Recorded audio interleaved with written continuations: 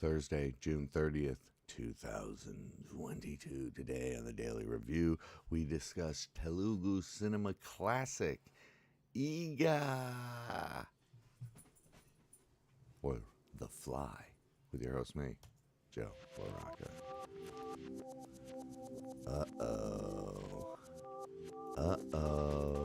This movie, how come I'm not seeing anything? Oh, sorry about that. That was weird.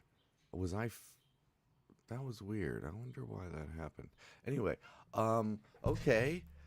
SS Rajamouli, our boy, who I'm starting to realize I don't really like that much as a director. I think he's good. He's like India's Michael Bay, basically. Like he can do these big, grand, designed action sequences, these epic movies that are fun and visually interesting, but ultimately vapid. You know, like he's a big child with a big budget, and he kind of just do what he wants. Hang on, I'm gonna get some water because you hear that sound? The worst sound in the world. Hang on.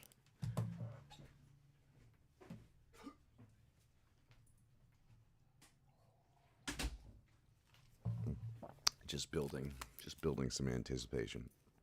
Anyway, so this movie, albeit an incredibly original story, there's a love triangle where there's a like kind of a billionaire dude and then a firefighter and a beautiful lady, that's Sudeep and Nani and Samantha Ruth Prabhu, who plays Bindu, and the other two play their names. They just play the same characters. And the billionaire kills the other guy, and he gets reincarnated as a fly, and his goal is to exact revenge. Now, that's a cool idea for a movie. It's not a cool idea for a 2 hour and 20-minute movie, in my opinion. It's got that super digital, super color saturated look of the early 2000s. Again, this movie is off. Like if you'd asked me when this movie was made, I would have said like 2002, and it was made in 2012. So like both the cinematic style and the computer generated fly are about a decade off in terms of quality. Now I know I read all about this, how this was one of the first, or this is the first Indian movie to use so extensively live action combined with a CG character, which I know is incredibly complicated. I couldn't do it, you know. And the animation on the fly separately is pretty weak, but its integration in the movie is insanely weak. Like it's like literally just on top of the frame. And I get it. This movie doesn't have the budget of like a Michael Bay Transformer film. So like what they were able to do, I'm impressed with. And I'm impressed they even went forward. Like the first handful of times I saw The Fly, I was like, ooh, boy, that's pretty rough. That looks like a rough draft or something. And then I was reading online that Rajamouli saw the first like versions of The Fly and was like, maybe we should make this movie. And I kind of feel like he should have waited. He should have waited till now to make this movie, because it is insanely dated. It's the first film I've watched in a while that it could be both in the Criterion Collection for its uniqueness and originality, and also have a Mystery Science Theater 3000 or Best of the Worst episode where it's just being, every shot is being made fun of and joked about. I realized halfway through, I did see them on Corridor Crew talking about the special effects and stuff. There are a handful of very fun scenes. It's very one note. It's just, you know, a fly using the environment to mess with a guy in like a Looney Tunes-esque way. And it is fairly impressive that they keep coming up with stuff, new things, and some of them are very original and very fun. But you could literally cut them in half because it's all the same result, you know?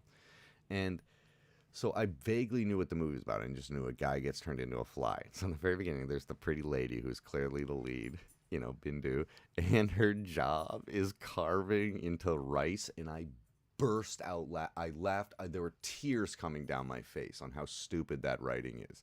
Like how like it's so obvious. I shouldn't say how stupid that writing is, but it's just so. It's like, well, obviously, somebody's gonna turn into a fly, and she can like craft little like microscopic, because that's such a rare job, right? That's not a job that more than 15 people in the world have, like doing rice sculpture art. Oh, it just happens to be her. It's, so she can like make sunglasses and stuff for the fly. Uh, and uh, I felt both characters were fairly not deserving of the woman. They both felt kind of like they're both being very like kind of sexist. I don't know. Maybe I was wrong about that. That wasn't really. I don't know. Anyway, yeah, it's like a big cartoon, you know, and what other things? Oh, the music cues are terrible. Like as bad as like very much like a TV show or a cartoon. Like somebody will do something, and it'll be like whammy whip, and then they'll be like go to do something dangerous, and it'll be like boom boom boom. It's fucking bad, man. It really is bad. Uh, it's bad. They even try. They do like an off-tone Jaws thing, like. Dun, dun, dun, dun, dun. It's like, and I know movies did that in the U.S. like in the 90s.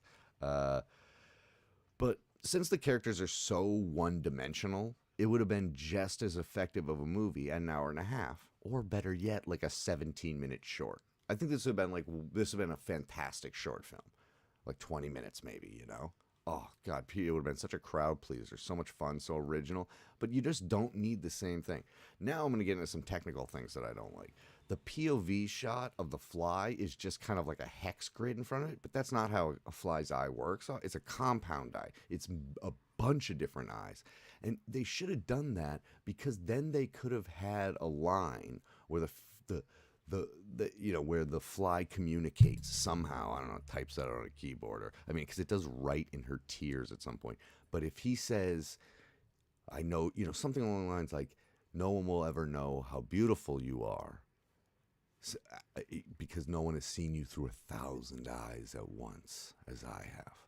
It's a beauty that could fill your soul. Like there's so much, something beautifully romantic about the idea of a compound eye, and there's like a line he could add. I know that it doesn't communicate, but again, it's a movie where you can make anything happen, so just make that happen. And I thought they were going to do something like that, but no, never. There's nothing ever like that. So there's some fun stuff. Like there's they have a sacrificial scene with like there's a scene where he makes a needle go up and the bad guy steps on it and goes to his foot.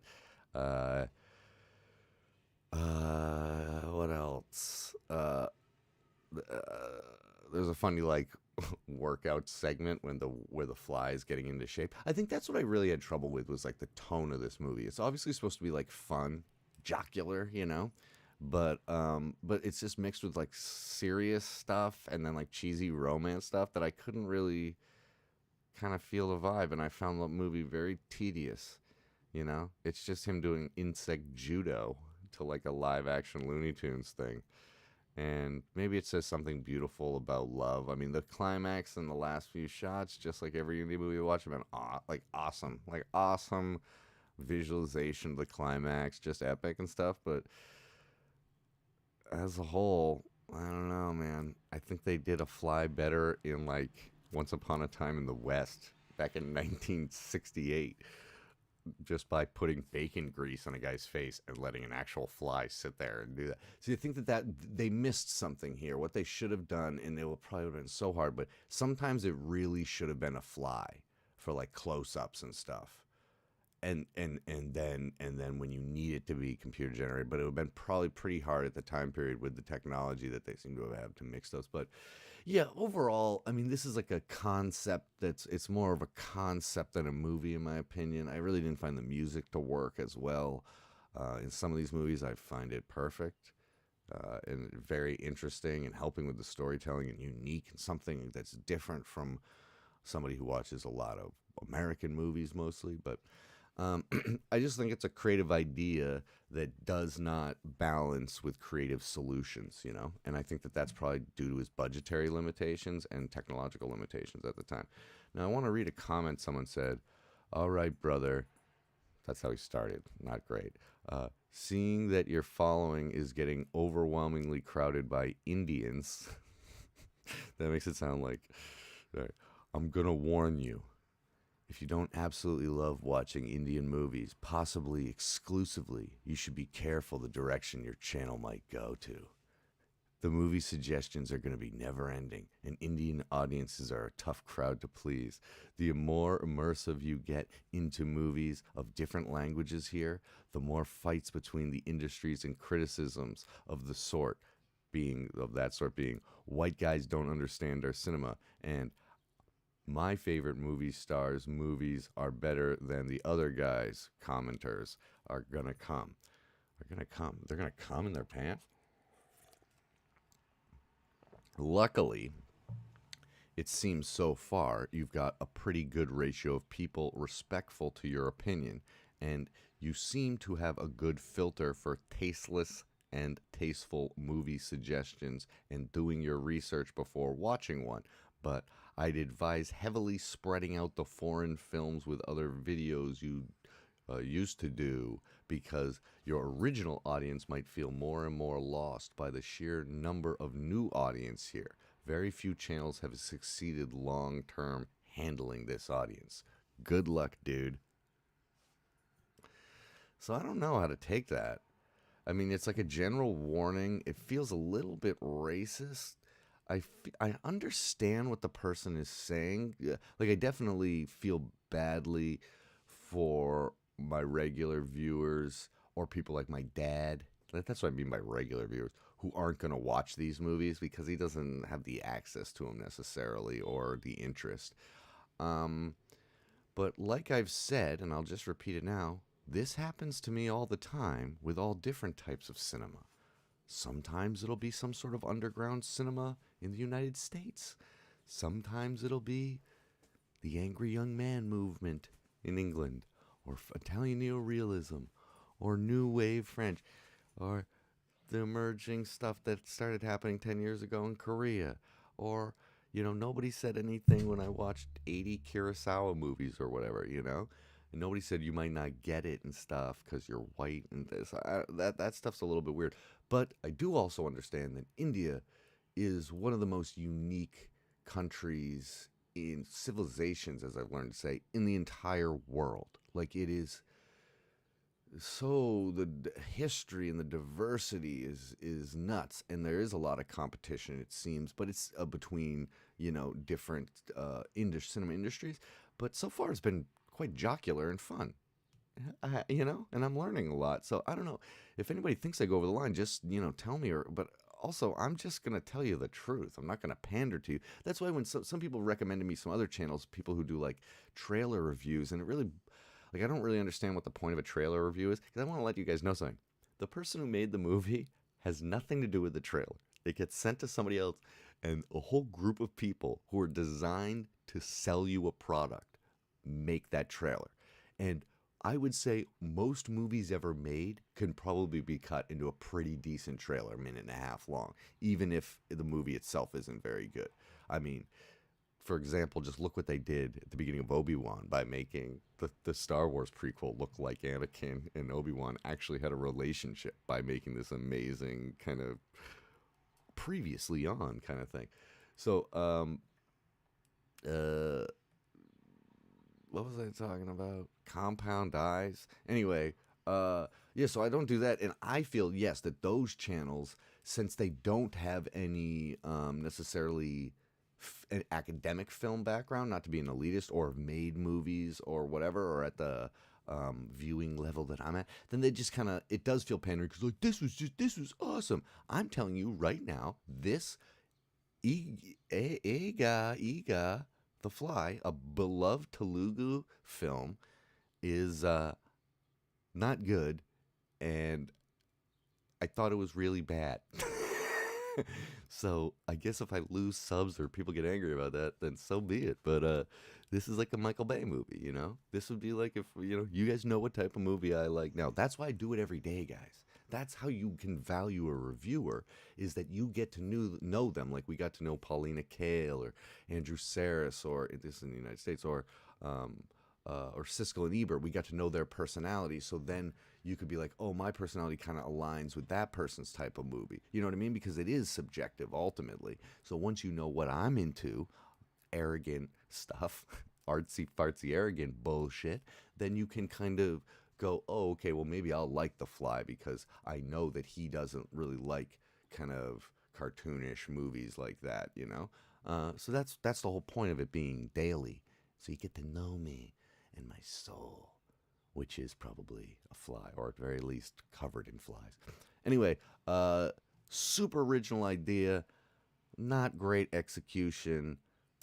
Give it a C minus.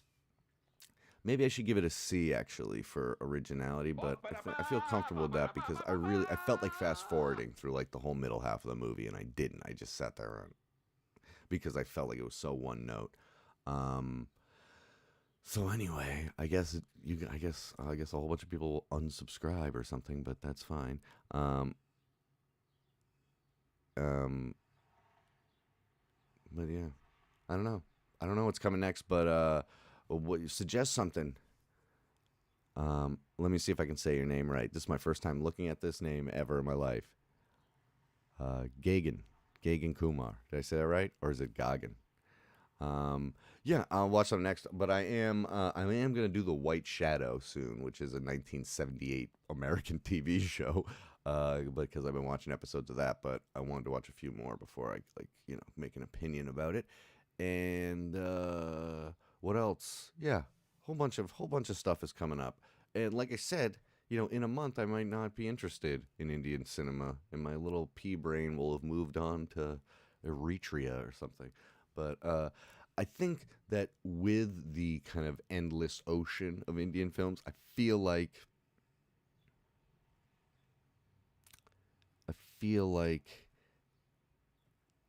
I will, for the rest of my life, be watching Indian films, like at least a few a month. You know what I mean? Because there's such a rich resource. It would be stupid of me to not keep going back to that mine, Not for the fucking channel. I don't care about the subs. I mean, it's nice to have subs because it's good to have the interaction and stuff, and it feels like it validates you a bit.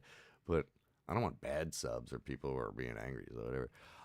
Court. I did see Court. That's Chaitanya Tamani. I probably didn't say it right. I really liked Court, and I loved it. Was one of my favorite movies of 2002 or 2020, excuse me, whenever it came out, was Disciple. Oh my God, that's one of the best movies I've ever seen about the pursuit of art. Oh, the pursuit of art is a really tough type of movie to make because it often isn't very visual. But boy, I saw that and like At Eternity Gates like around the same time, and I was like, wow. And Mr. Turner, those are all amazing pursuit of art movies. Um, so yeah, okay. I'm gonna check. This one is that you just mentioned, ABK here. Drysham, part 1 and 2. That's been coming up recommended a lot. I'm gonna check that out, and I got a bunch in the queue. I got things ready to go. And then there's a bunch. So there'll be a few. There'll probably be an American movie, or maybe another language movie tomorrow. But or maybe I'll watch another Indian movie because whatever, I can do what I want. It's my channel. Big giant movies, but nothing over the top. It sounds just up my alley. Although I guess Gangs of Wasseypur is a bit over the top, but that one's pretty amazing. All right. I'll talk to you guys soon. Thank you very much for joining and joining the chat. I know I went extra long today, but I just kind of want to like clear up some things that have been going on in my own head about like, wait, am I pandering? Am I just watching Indian movies because I know they get more views, Like what did I review? I reviewed Blue Bayou. There's this beautiful American movie, and it got like 40 views. And then I reviewed this, something else, and it got like 40 views before I even finished watching it. Okay, this sounds cool. Yes, I would like to see an Indian science. Oh no, yeah, I've seen that. All right, uh, yeah, Ethron or whatever that came out here. It was called. I saw this a long time ago. It was called Indian Terminator when it came out here. And we rented it from the video store because the clerk was like, "You got this movie's crazy." That's actually probably the first Indian movie I ever saw. Now that I think about it. Because I think I saw it before I saw Lagan. That's it. Also, for people, I have seen Lagan. I never did a review on it because I watched it in 1992 or something, or 2002. But maybe I'll watch it again. And I do remember thinking, That it was one of the better sports movies I'd ever seen in my life, and very uplifting. Um, oh, 2.0. Okay, it's a sequel. Because all right, that's great because I like Terminator 2 better than Terminator 1, and that's a big controversy here in the States. So maybe I'll like the sequel. All right, I'll check that out. That sounds fun. Okay, so anyway, you guys can like and subscribe. If you like to subscribe, I'm here every day. You can be here as much as you want, and it's free. You just got to skip the ads or put an ad blocker on. Anyway, that's all I have to say. Sorry, I don't know why now that I've gone long, I feel like I should go longer. But anyway, good job, guys. Thanks for watching. Good job sticking with me. Bye.